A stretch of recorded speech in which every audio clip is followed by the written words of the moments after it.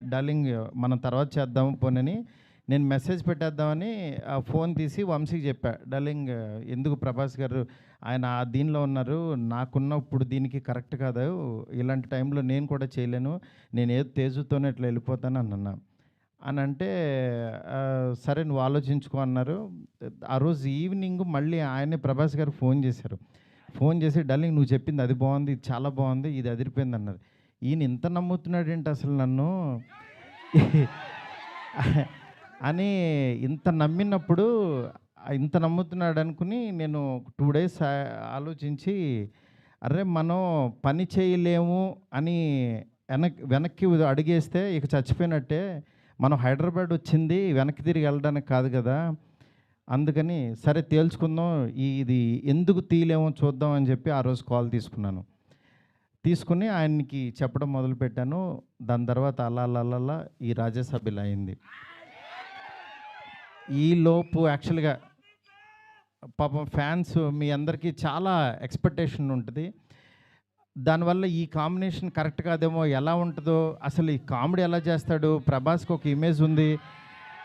ఇలాంటియన్నీ చాలా డౌట్లు ఉండే అందరికీ. అందరికి మీకే కాదు అసలు మా ఇంట్లోనే డౌట్లు ఉంటాయి. ఏంటి నిజంగా నువ్వు ప్రభాస్‌తో తీస్తావా అని. కానీ నేను నా పెన్ను, నా టేబులు కూర్చుని నేను ఒంటరిగా కూర్చుని అలా దాని వైపు చూస్తూ ఎందుకు రాయలేం, ఇలాగే కూర్చొని రాసిన వాళ్ళు చాలా అద్భుతాలు చేశారు, ఎందుకు అవ్వదు అని కూర్చొని రాయటం మొదలుపెట్టాను. అదే ఇవాళ రాజాసాబ్ అయింది.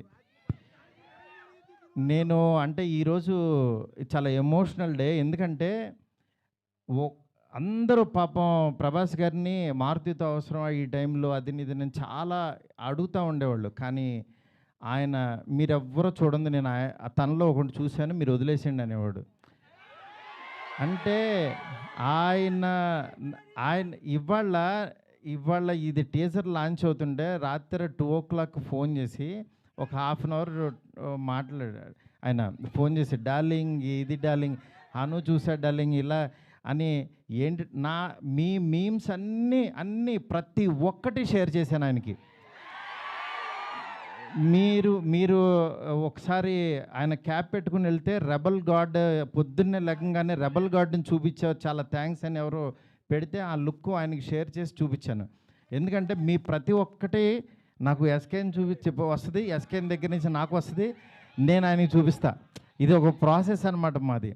నిజంగా మీ అభిమానం, మీ ప్రేమ ఆయన గుండెల నిండా నింపేసుకున్నారు. కానీ ఎంత ప్రేమ అంటే మీ